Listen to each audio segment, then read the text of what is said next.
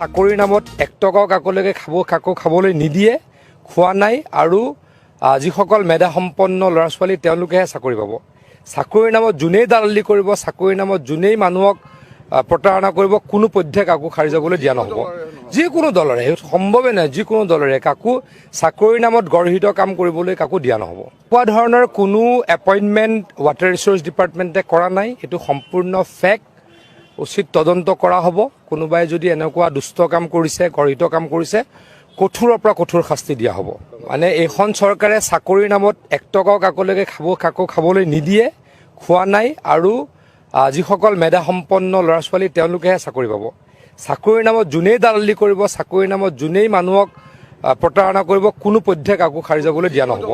যিকোনো দলৰে সম্ভৱে নাই, যিকোনো দলৰে কাকো চাকৰিৰ নামত গৰ্হিত কাম কৰিবলৈ কাকো দিয়া নহ'ব।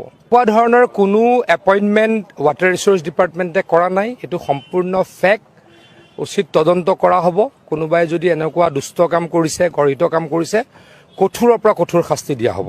মানে এইখন চৰকাৰে চাকৰিৰ নামত 1 টকাও কাকলৈকে কাকো খাবলৈ নিদিয়ে, খোৱা নাই আৰু যিসকল মেধাসম্পন্ন ল'ৰা ছোৱালী তেওঁলোকেহে চাকৰি পাব।